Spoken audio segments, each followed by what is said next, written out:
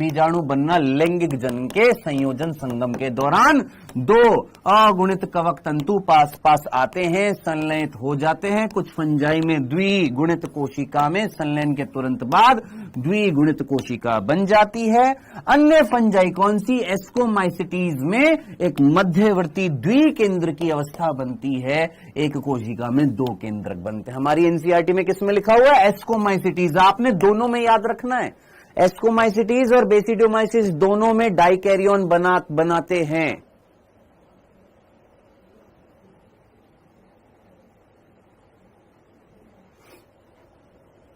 ठीक है जी। ऐसी परिस्थिति को केंद्र युग्म कहते हैं, यानी वही कैरियोगेमी कहते हैं। इस अवस्था को फंगस की द्विकेंद्र की अवस्था भी बोलते हैं। बाद में पैतृक केंद्रक संलयन हो जाता है और कोशिका द्विगुणित बन जाती है। फंजाई फलनकाय बनाती है जिसमें न्यूनकारी विभाजन यानी मियोसिस होता है, जिसके कारण अगुणित बीजाणु बनते हैं। भाई साहब, अगर तुमने गौर से सुन ली ये चीज और तुमने ये पढ़ लिया, मैं गारंटी कह सकता हूं पढ़ने वाले बच्चे को ये चीज अगर ना समझ में आए तो। सर लेक्चर नंबर 3 नहीं आया है, प्लीज डलवा दीजिए। कौन सा था भाई ये? हाँ भाई, सिंपल सी बातें कर रखिए। पहले प्लाज्मोगेमी करा दे, फिर केंद्रक का संलयन करा दे। लेकिन केंद्रक का संलयन कराएगा तो सीधी सी बात है, या तो फाइकोमाइसिटीज में क्या हो जाता है सर? फाइकोमाइसिटीज में तो सीधा केंद्रक का संलयन हो जाता है, डाइकैरियन अवस्था आती है, थोड़े समय के लिए आती है। लेकिन हमारी एनसीईआरटी में पर्टिकुलरली एस्कोमाइसिटीज लिखा हुआ, बेटा याद रखना। बेसिडियोमाइसिटीज में भी होता है क्या? डाइकैरियन अवस्था। कहां गया ये रही, द्विकेंद्र की अवस्था डाइकैरियन अवस्था। एस्कोमाइसिटीज के साथ प्लीज याद रखना बेसिडियोमाइसिटीज में भी बनती है। यही क्वेश्चन नीट 2020 में पूछा गया, यही सबसे इंपॉर्टेंट था। एक कह रहा है फलनकाय बता दो। अबे यार पूरा समझा दिया, अब कह रहा है फलनकाय बता दो। भाई तू एक काम कर, अवपंक कवक पल्ले पहले तो, उसके बाद आ तू इस क्लास में। हाँ जी, कवक जगत का वर्गीकरण 4 समूह में बांटा था। सबसे पहला फाइकोमाइसिटीज। चलो अब इसको अपन कल निपटाते हैं, ठीक है? आज नहीं, कल निपटाएंगे। और कल अपन इस चैप्टर को पूरा निपटाएंगे, ठीक है? कल वायरस वाला जो टॉपिक है वो भी खत्म कर देंगे, पूरा का पूरा वायरस। और साथ साथ ये बस थोड़ा सा रह गया, एक काम करूं क्या, आप यहां पर ये जो चीजें हैं, ये लिखी हुई चीजें एक बार पढ़। मैं स्लाइड आज पूरी डाल दूंगा, आपको पूरी स्लाइड डाल दूंगा। एक बार बस पढ़कर आ जाना, ताकि कल जब आओ तो एकदम से सारी की सारी चीज क्लियर हो जाए।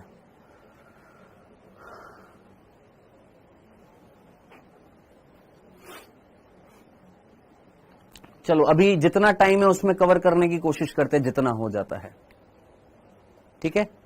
एक बार जितना टाइम है अपने पास उतने में कोशिश करते हैं, क्योंकि 4 बजे क्लास है ना, और 3:45 पे अभी अपने पास है समय। फाइकोमाइसिटीज बेटा याद रखना, इनको हम एल्गल फंजाई बोलते हैं। इनको हम क्या बोलते हैं? एल्गल फंजाई, शैवाल कवक बोलते हैं इनको। पहला बिंदु सर, शैवाल कवक क्यों बोला है? सीधी सी बात है, जिस प्रकार कवक, इधर पढ़ ले मेरे भाई, जिस प्रकार शैवाल जो होती है ज्यादातर कहां पर मिलती है? अच्छा मेरे को ये जल्दी से बता, नील हरित शैवाल कहां पर मिल रही थी? पानी में। ज्यादातर पानी में नहीं थी, दिखाई नहीं थी तेरे को? नील हरित शैवाल हरी हरी सी नहीं दिखाती थी, लाल लाल सी नहीं दिखाती थी, लाल समुद्र हरा हरा सा दिखाया नहीं था। ज्यादातर तेरे डायटम, डाइनोफ्लैजिलेट, यूग्लिनोइड कहां पर मिल रहे थे? ये प्रकार के पादप प्लवक एक प्रकार की शैवाल थी, है? ज्यादातर शैवाल कहां मिलती है? पानी में ना। तो बेटा ये जो फाइकोमाइसिटीज के सदस्य, ये भी ज्यादातर पानी में मिलते हैं, इसीलिए इनको हम क्या बोलते हैं? शैवाल कवक बोलते हैं। तो फाइकोमाइसिटीज जलीय आवासों में पाई जाती है मैक्सिमम। बाकी गली सड़ी लकड़ियां, नम सीलन भरे स्थान, जहां पर नमी होगी वहां पर मिलती है, और इसीलिए हम इनको क्या बोलते हैं? एल्गल फंजाई बोलते हैं। सिंपल पहला बिंदु। हाँ भाई, नहीं पता करण चौधरी, मेरे को नहीं पता। इधर जब मेरे पास आएगी इंफॉर्मेशन तो बता दूंगा मेरे को। अभी प्लीज पढ़ाने दे, यहां पर स्पैम मत कर। हाँ जी, यहां तक की बात समझ में आ गई है? एल्गल फंजाई, क्योंकि मेरे पास ऐसे बेवकूफी भरे कमेंट आए थे ना 1 जनवरी को, यानी कल के दिन, ऐसे बेवकूफी भरे कमेंट।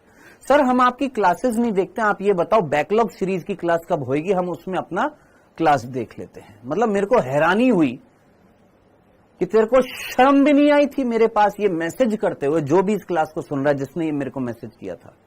मतलब शर्म नाम की भी चीज नहीं थी कि थोड़ी सी मैं शर्मिंदगी, मेरे को शर्मिंदगी हो गई यार वो कमेंट मैसेज देखकर जो मेरे पास आया। सर हम पूरी क्लास नहीं लेते हैं, हम आप ये बता दीजिए बैकलॉग सीरीज कब होएगी, हम उसमें निपटा लेंगे। वाह गजब। हाँ जी, ये पहला बिंदु क्लियर है।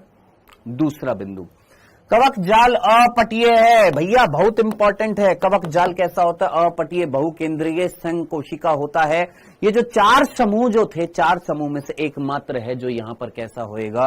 अपटीय है। बाकी तीनों के तीनों कैसे हैं? पटीयुक्त हैं। देख एक ही बार में नीट में क्वेश्चन पूछा जाता है, फाइकोमाइसिटीज, एस्कोमाइसिटीज, बेसिडोमाइसिटीज, डिटेरोमाइसिटीज, इनमें से किसमें जाल, कवक जाल पटहीन होता है?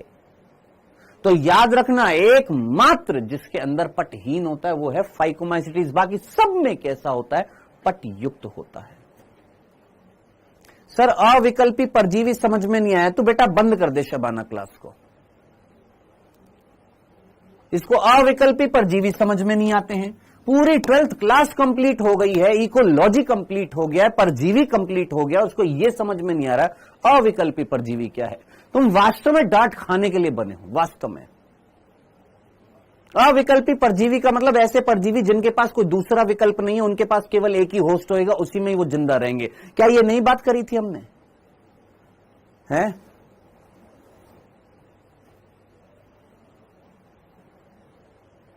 बताओ, ये लाइन समझ में नहीं आ रही। अविकल्पी परजीवी क्या होता है? फिर कहते हैं हमारा सिलेक्शन क्यों नहीं होता, हमारे नंबर क्यों ज्यादा नहीं आते, तुम चीजें याद ही नहीं रख पाते।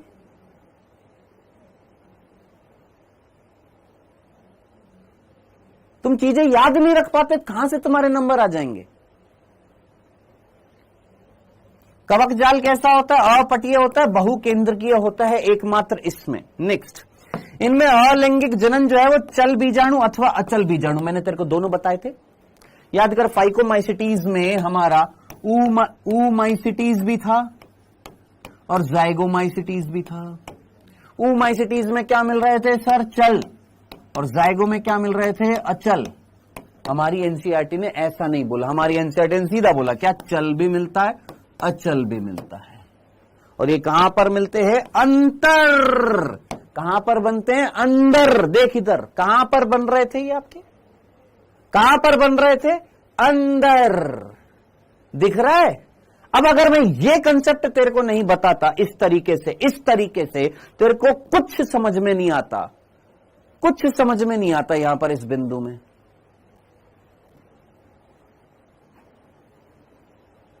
इसीलिए बोला जाता है, ध्यान से सुनो, एनसीईआरटी जो लाइनें लिखती है ना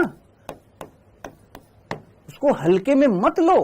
भारी है एक एक लाइन, लेकिन उसको समझने के लिए पहले टीचर की बात को सुनना पड़ेगा, समझना पड़ेगा। ये वाला अगर तूने कंसेप्ट सुना, समझा, तेरे को याद है क्या? स्पोर्स, बीजाणु चल भी हैं, चल भी हैं, अचल भी हैं। चलूमाइसिटीज, अचल जाइगोमाइसिटीज। और ये किस में मिल रहा है? देख सामने लिखा हुआ है, किस में मिल रहा है? फाइकोमाइसिटीज। यानी फाइकोमाइसिटीज के अंदर जो स्पोर्स बनेंगे, जिनको हमने स्पोर एंजियोस्पोर्स बोला, वो दोनों हैं, चल भी हैं, अचल भी हैं। और कहां पर बन रहे हैं? अंतर जनित होते हैं, यानी अंदर बन रहे हैं। अंतर जातीय लिखा हुआ, अंतर जनित है। डन? क्लियर है? 2 युग्मकों के संलयन से युग्मणु बनता है या युग्मनज बनता है। इन युग्मकों की आकार की एक जैसी हो सकती है। युग्मकों की आकार की, युग्मक एक जैसे हो सकते हैं, जैसे पुष्पे पादपों में लैंगिक जनन में भी हम पढ़ते हैं। अगर नहीं भी पढ़ते तो इतना तो समझ में आता है, एक नर युग्मक है, एक मादा युग्मक है, एक नर युग्मक है, एक मादा युग्मक है। दोनों सेम होंगे, समयुग्मक। अलग अलग होंगे, विषम युग्मक। सीधी सी बात है, ये युग्मकों का क्या हो जाएगा? संलयन। क्या बन जाएगा? युग्मनज या युग्माणु बनेगा। एग्जाम्पल क्या है? म्यूकर, राइजोपस और एल्ब्यूगो। ये तीनों का डायग्राम लेकर आया हूं, ध्यान से सुन। पहला, तेरी एनसीईआरटी में ये डायग्राम लिखा बना हुआ है। पहले तो अभी के अभी एनसीईआरटी में डायग्राम देख ऐसा। ये म्यूकर का है। किसका है मेरे भाई?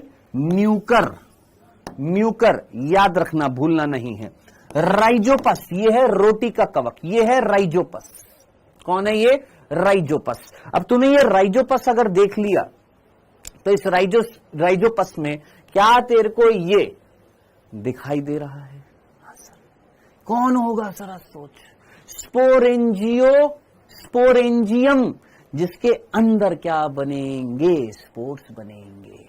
ये जो राइजोपस जो होता है ये आपके इस प्रकार से, ब्रेड को आप खुला छोड़ दीजिए, कुछ दिन बाद आप देखिएगा वो ब्रेड पर काले काले नीले नीले से धब्बे पड़ जाएंगे।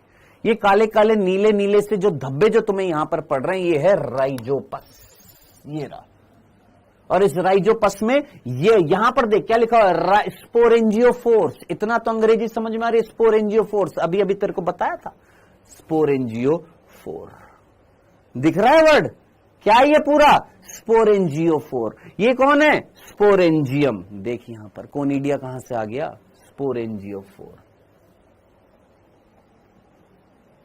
शरीर से खाया जाता है। भाई साहब, हे भगवान, मैं कह रहा हूं ब्रेड खराब हो रही है, कह रहा है इसको खाया जाता है। मम्मी बचा लो हमको। मैं कह रहा हूं ये ब्रेड सड़ गई। किससे? राइजोपस से। कह रहा खाया जाता है इसको। ये देख अगला एल्बुगो।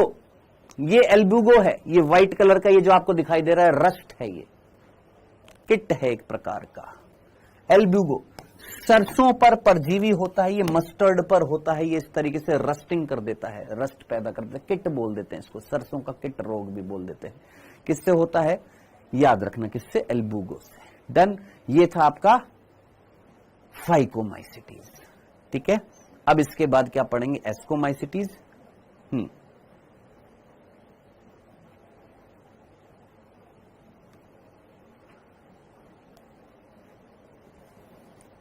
हाँ जी सर, आप क्या भांग खाकर आते हो जो जरा सी बात पर गुस्सा हो जाते हो? मतलब हमारी बिल्ली हमको ही म्याऊं है। मतलब हम तुमको बोलते तुम हमको ही बोलोगे। चलो आज पहला दिन है, माफ किया। अगर ये होती क्या 3 तारीख नहीं कल की क्लास होती तो तुमको ब्लॉक कर देते। चलो नहीं बेटा, भांग खा के नहीं आते हम, कोई भांग वांग खा के नहीं आते, बस इतनी सी बात खाकर आते हैं। वो ये इतनी सी कसम खाकर आते हैं कि जब पढ़ाएं तो पूरा पूरा एकदम पूरा तरीके से पढ़ाएं, लेकिन जब तुम ना पढ़ो तो फिर यूं समझ लेना फिर हमको गुस्सा आता है। हमको गुस्सा ऐसे नहीं आता है, फालतू की बात पर नहीं आता है। गुस्सा इस वजह से आता है जब ऐसे ऊट पटांग चीजें जब तुम पूछते हो जिसमें जिसका कोई सर हो ना पैर हो ना लाठी हो ना कुछ भी, मतलब कुछ भी नहीं है, तो गुस्सा आता है कि यार कछु दिमाग लगा लिया होता तो ऐसा ना बोलता।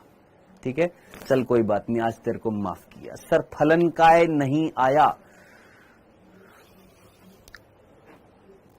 कैसे बताऊं तेरे को फलन काय?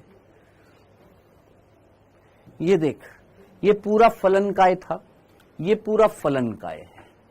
ये ऊपर फल मतलब उड़ता हुआ फलन काय। यार ये जो पूरी संरचना है ना, इसको फलन काय बोला है। इस फलन काय का नाम है स्पोरेंजियोफोर, इस फलन काय का नाम है कोनिडियोफोर। अब इस फलन काय में बीजाणु बन रहे हैं, अलिंगिक बीजाणु जो बाहर निकल जाएंगे। ये अलिंगिक बीजाणु ऑलरेडी बाहर बन रहा है, बाहर निकल जाएंगे। ये फलन काय था। इधर देख लैंगिक जनन में, लैंगिक जनन में ये दोनों जब पास पास आए, फाइकोमाइसिटीज में ये दोनों जब पास पास आए, आजा पास पास आए, यहां से नर युग्मक जो थे मादा युग्मक के पास पहुंच गए। इस संरचना ऊगोनियम। नाउ दिस ऊगोनियम एक प्रकार की फलन काय है। क्यों? क्योंकि इसके अंदर बीजाणु बनेंगे, तो जिसके अंदर बीजाणु बने दैट इज फलन काय। ओके ठीक है शायद। चलो सो इसको अपन कंटिन्यू करेंगे। आज 8 बजे नहीं होगी, कल इसको कंटिन्यू करेंगे। ठीक है, कल खत्म करेंगे इस चैप्टर को। थोड़ा सा रह गया बस, कवक जगत में वो 3 है, एक बार पढ़कर आ जाना, आसानी से समझ में आ जाएगा। बाकी डायग्राम्स के साथ में फटाफट आते ही कल आधे पौने घंटे में निपटा देंगे। उसके बाद में वायरस पढ़कर इस पूरे चैप्टर को निपटाएंगे। ठीक है मेरे भाई, चलिए तो कल मिलते हैं दोस्त। ओके चलो बाय बाय बच्चों, टेक केयर, गुड बाय। पढ़ते रहो, मजाक नहीं, बिल्कुल भी पढ़ना है। ठीक है जी।